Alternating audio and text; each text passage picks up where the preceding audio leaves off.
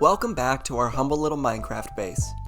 Usually, I focus on completing one large project in every video, like the volcano biome we built last time, or the jack-o'-lantern from a while ago. Today, I want to tackle 3 smaller projects instead. First, I want to build a custom coral reef underneath the entrance to my base. Then, I want to start the process of transforming this frozen ocean by replacing the default glaciers with fancy new ones. And finally, I want to add a new section to the renovated Stronghold that will also include some small redstone projects. If you're here just to see some building, feel free to skip to this time in the video. That's when I start building the coral reef. For the rest of us, we have some resources to collect. Unfortunately, there is no way to automatically produce coral blocks. There is a way to make the tiny bits of coral, but the blocks have to be mined manually. So today, I'm going to be doing my best impression of a large corporation and destroying a coral reef. I'm not trying to replicate the look of a default coral reef. Rather, I want mine to look unique. Since the reef is going underneath a giant cherry tree, I think it might look cool to make it pink. For that reason, I'm only going to be collecting the pink, purple, and red coral blocks. I think those 3 will look really nice together. I want the reef to be more pink than anything else, so for every 5 stacks of brain coral I collect, I'm going to grab about 1 stack of fire and 1 stack of bubble. Alright, I think I have enough coral, but I need one more thing before I get started. I think placing sand underneath the coral reef will really make it pop since the rest of the ocean is coated in gravel. In my opinion, the best way to mine sand is by using TNT, so I crafted a couple stacks using gunpowder from the creeper farm that's inside the end pillars. This sand mining strategy is one that I learned from Etho. You run in a straight line, holding TNT in one hand and flint and steel in the other. You alternate back and forth between placing TNT and igniting it. Afterward, you run back through the ditch you just made, collecting all of the sand blocks. Personally, I like cleaning up the remaining sand along the way, but that is not necessary. Believe it or not, this is actually a really fast way to collect sand. You'd think the fact that it requires 4 sand to craft a TNT would make it inefficient, but the return on investment is huge. Unfortunately, this isn't a strategy that I can use all the time. The end pillar creeper farm is not fast enough to make as much gunpowder as I need. It's enough to supply me with rockets, but that's about it. If I want to get to the point where I can craft as much TNT as I want, I'm gonna need to make a faster creeper farm, which is actually a project I'm pretty excited about. Okay, if you skipped to this point in the video, welcome back. For the rest of us, let's put those resources to good use. I started by creating an outline of the coral reef using sand. To help decide where I want the edges to be, I made temporary cobblestone columns going down from each end pillar. There were a bunch of these underwater caves beneath the base, and I just decided to fill those in with cobblestone. Since they'll all be covered in sand eventually, it doesn't really matter what they look like now. Once the area was prepared, I started filling in the outline with sand. Throughout the entirety of this build process, I was constantly being hounded by drowned zombies. It made the project take way longer than I thought it would, but at least I got a few nautilus shells along the way. Once the sand was in, the first thing I placed down was sea pickles. I was hoping this would keep the drowned from bothering me while I was building. It did not. However, the lighting does make the area a whole lot easier to see from the surface. I started by building the red coral plants first, making sure they were spaced out and not too overwhelming. Remember, this is supposed to be a pink coral reef. Once enough of them were in, I did the exact same thing with bubble coral. Once I was satisfied with the amount of red and purple, I started filling in the gaps with brain coral. This is when the reef really started to come together, and every time I went above water to get something, I was excited by the progress.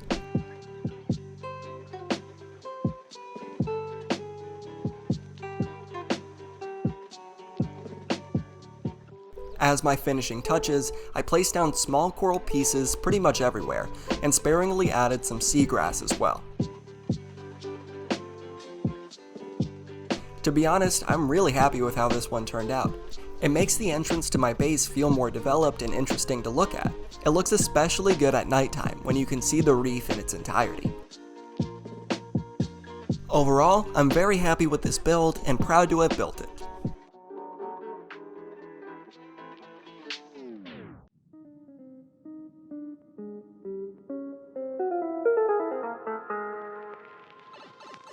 The next build I want to work on today is the Stronghold Renovation project. For those who don't know, I'm attempting to renovate an entire stronghold, turning it into the perfect starter base, and today I want to renovate a few more rooms. To begin with, I need to expand the little storage hall that I built in episode 1. I think it looks nice, but it simply cannot hold the volume of items that I need it to anymore. I created a small offshoot, turning the storage hall into more of a T-shape.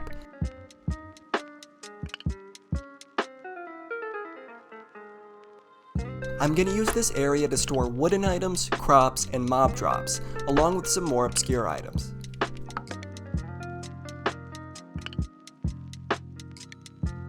I plan on splitting the stronghold into 4 different sections, each with a unique purpose.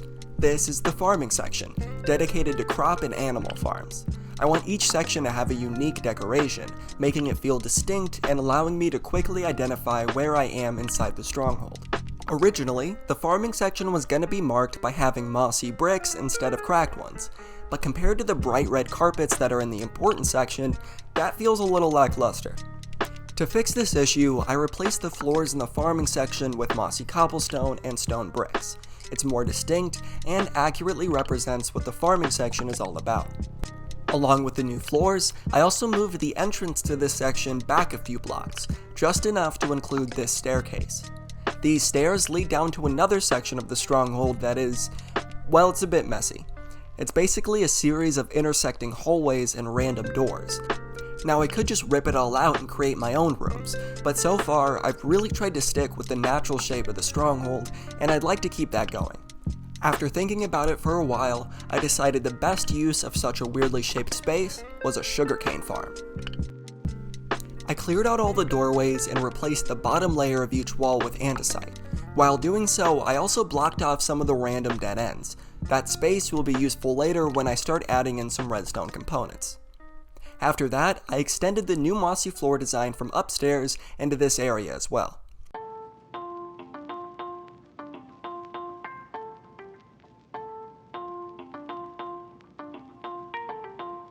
It was starting to feel a bit cramped, so I extended the ceiling up by half a block. With the shape of the room figured out, it was time to turn it into a sugarcane farm. I poked holes in the walls and dug out 2 blocks of space behind each of them. That space was then filled with sugarcane. As you can see, my little guy is not able to collect all of the sugarcane that gets broken. In fact, he hardly picks up any of it. The rest is collected by hopper minecarts that are running below the farm. That minecart drops off all of the sugarcane into these chests by the entrance. You might be thinking, this seems like a lot of work just for a small sugarcane farm, and you'd be correct. But honestly, this is probably the best way to incorporate a manual sugarcane farm into this build without it affecting the dungeony feel of the stronghold. Plus, it's pretty fun to harvest. The sugarcane farm is connected to one of those perfectly square intersection rooms, but the intersection doesn't actually lead to anything. I could have turned it into another part of the farm, but I think I want it to be a bee area instead. Of course, I added the new mossy floors, cleaned up the walls, and added an andesite foundation. I thought it would look cool to put the bee nests inside these 3 little indents, and I used bamboo and jungle planks to make a small gradient. I added some bamboo ornaments in each of the 4 corners, and placed some flowering azalea leaves. If you weren't aware, flowering azalea actually counts as a flower, and bees can use it for pollen. Underneath the planks, I placed some campfires. I wasn't expecting this to work, but it actually did. Apparently, campfires will still protect you from bees, even if there's a block in between them. I like this a lot because I can get the benefits of a campfire without having to deal with all the smoke particles. And just like that, we have a small manual bee farm, and a very cute room added to the stronghold.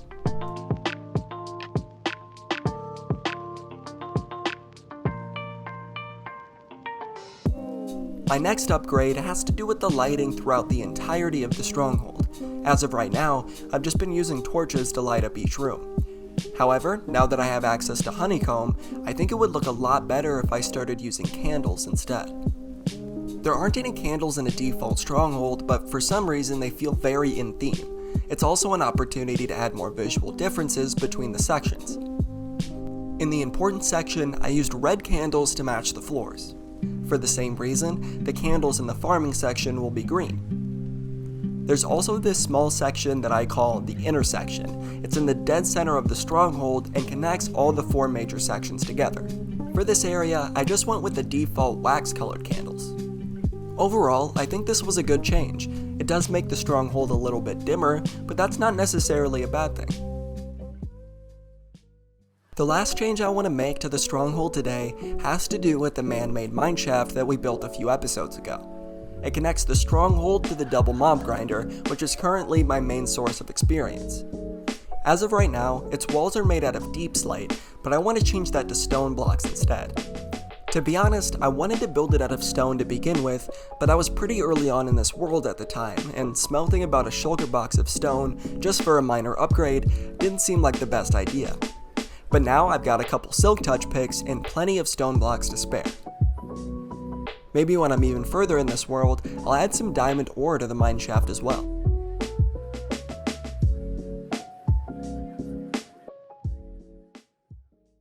Okay, I want to get started on a new long-term project. This is something I'm going to be picking away at behind the scenes in between episodes. One of my favorite things to do in Minecraft is make custom biomes. For example, this mushroom island that now looks like a tropical volcano biome. Well, I want to do the same thing for the massive frozen ocean that's right next to my other builds. It's not going to be as drastic of a change as the volcano biome. It will still look like a frozen ocean when I'm done with it. However, I do want to tear down the default icebergs that naturally generate here, and I'm going to replace them with customized ones that I built myself. The custom ones will look a bit better than the default ones, at least that's the idea. I wanted to start with something easy, so I picked this tiny iceberg next to the volcano biome. After marking where the peaks are, I tore it down to sea level. I'm not a big fan of building underwater, so I'm going to try to use the submerged part of each iceberg in the design of the custom one. Once the old one was gone, I started outlining the new iceberg. I connected each of the 4 peaks to the base of the glacier and then filled in the gaps between them.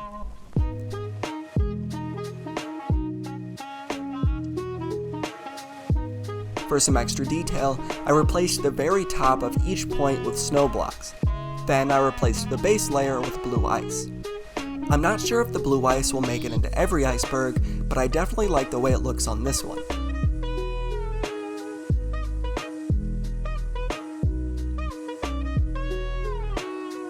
For whatever reason, I decided to pick this massive glacier to do next, and I immediately regretted it.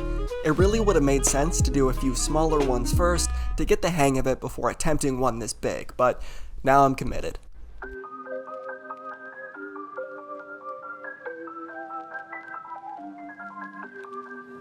The first iceberg I did cost me about as much ice as I got from destroying it, but this new one yielded about 4 shulker boxes of ice in profit. It's got me thinking about different ice-themed builds I might want to add to this world down the line, since I'll probably be overflowing with ice by the end of this project.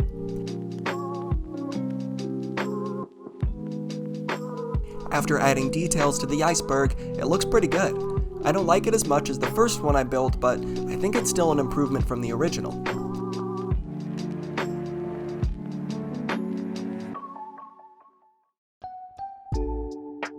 Alright, that's all I wanted to get done in this episode. I hope you enjoyed it. Next time, I think I want to finally tackle the villager trading hall project that I've been planning for a while. It'll be a series of ships, each one themed after a different villager profession. Inside each ship will be a villager trading hall, full of the villagers with that profession. It's a project that's pretty far outside my comfort zone, and I've been practicing it for a while, but I think I'm finally ready to build it in this world. Anyway, thanks for watching, and I hope you'll stick around for the next project.